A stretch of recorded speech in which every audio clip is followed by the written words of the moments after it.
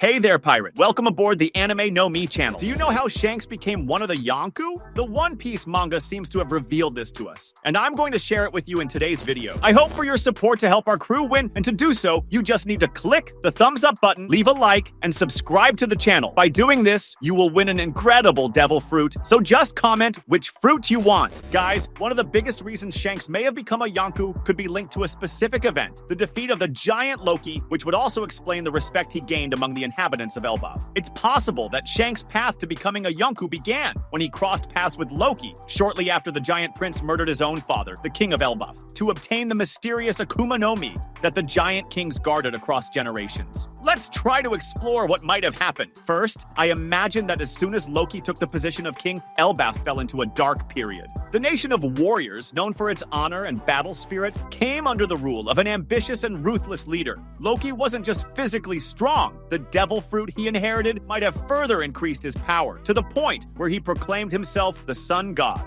We know that this expression carries symbolic weight, since the giants value the strength of nature, traditions, and above all, the concept of deities that represent the balance between creation and destruction. To understand the impact of Shanks on Elbaf, it's essential to visualize the scenario that the giant prince, Loki, built for himself after killing his own father. This event is significant because for the giants of Elbaf, the value of lineage and family honor is one of the foundations of their culture. Thus, Loki's act was a drastic break from the customs and beliefs of his people, something that would not have been easily accepted, but was imposed out of fear or respect for his strength. I believe this is the essence of Loki's reign. He became a king through fear, replacing the old concept of a noble warrior with that of a god who imposes his power. After this act, Loki not only took the throne, but also gained control of the animenomi that passed between the kings of the giants. We still don't know exactly what this fruit does, but it's likely related to domination over light or fire, something worthy of someone who would call himself the sun god. So, Loki would use this fruit both as a symbol of power and as a weapon,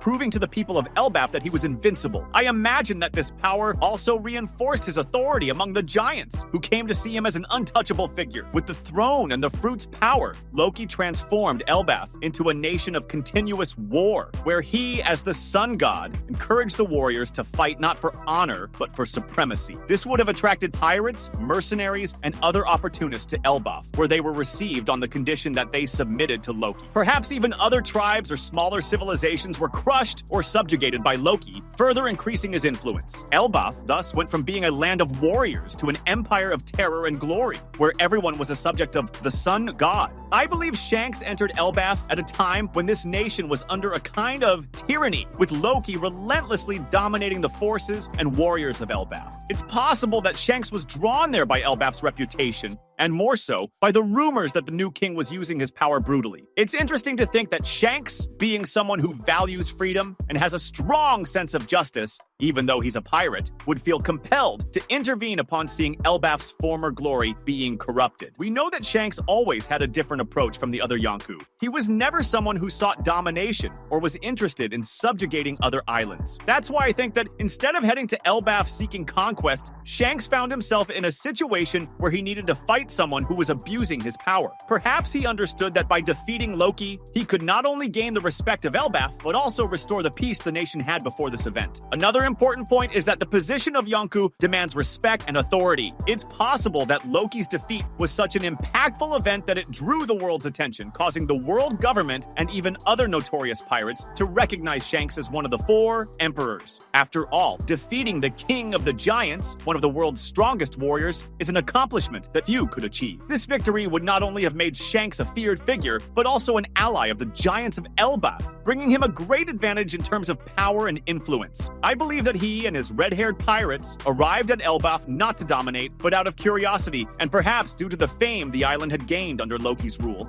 Shanks always had a strong sense of justice, and despite being a pirate, he values freedom and cannot stand tyranny. Upon arriving at Elbaf, he must have quickly sensed the oppressive atmosphere that reigned on the island, with warriors forced to obey Loki's orders and the inhabitants living in constant fear. I think this perception of Shanks was what motivated him to take action. We know he's not someone who gets involved in unnecessary conflicts, but when faced with an injustice, he feels the need to act. I imagine that Shanks tried to reason with Loki, appealing to the warrior side of the giant, hoping he would see the value of freedom over tyranny. But being Loki, a figure so full of pride and vanity, this dialogue might have only irritated the giant, who saw Shanks as a threat to his absolute power. This tension between Shanks and Loki might have quickly escalated into a challenge. Loki, in his role as sun god, would not allow anyone to question his authority. Thus, he would have accepted Shanks' challenge, likely underestimating the power of the redhead. Loki believed his position as king, and his Akuma no Mi made him invincible, and that's probably what led to his downfall. But how did Shanks defeat Loki? I think it's possible that he used a combination of advanced hockey abilities, especially the Conqueror's Haki, to face Loki on equal terms. We know that giants have enormous pride, and that battles are extremely significant to them. So I imagine Shanks challenged Loki in a direct combat, something that would demonstrate not only his strength, but also his courage. In a theory that makes sense, Shanks may have taken advantage of an emotional weakness of Loki, his pride. By proclaiming himself sun god, Loki displayed arrogance that Shanks could have exploited.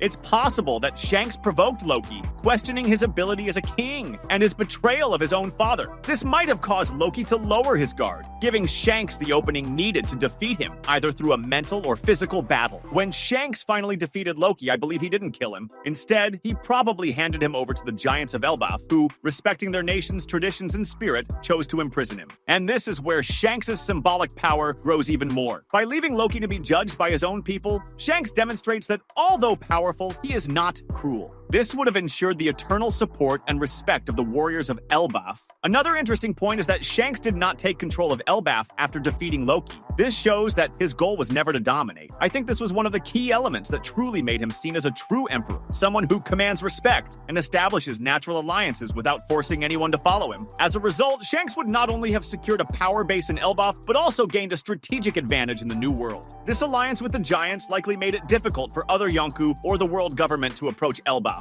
Just imagine a place so strategic and full of formidable warriors, where loyalty and fighting strength are part of the culture. The victory over Loki would have been the turning point, cementing Shanks' name as one of the most respected men in the world, worthy of being called a Yonku. Shanks' rise to Yonku after defeating Loki would have resonated across the world. The world government, always alert to the balance of power, would have seen Shanks as a greater threat than the other Yonku. After all, he wasn't just strong, he also had strategic allies and an ideology of freedom and justice, which made him a difficult figure to control. To the government, Shanks represented a force that couldn't be intimidated or bought, someone who challenged the oppressive system they maintained. Moreover, other Yonku, like Kaido and Big Mom, who have histories of attacking islands and controlling territories through force, would likely view Shanks as a dangerous rival. His presence in Elbaf not only strengthened his influence, but also made it harder for anyone to invade or dominate that region. The presence of giants as allies meant that Shanks had an army of formidable warriors by his side, capable of facing even the strongest pirates. I think that upon hearing about Shanks and his connection to Elbaf, Luffy will feel even more motivated to explore this mythical land and learn more about the legacy of his idol. For Luffy, knowing that Shanks defeated a sun god to protect the freedom of a people is something that resonates deeply with his own ideals. When Luffy finally reaches the real Elbaf, he won't just be exploring new territory, he'll be following in Shanks' footsteps and proving himself worthy in the eyes of the giants. And with all we've seen, the story of Shanks in Elbaf and his victory over Loki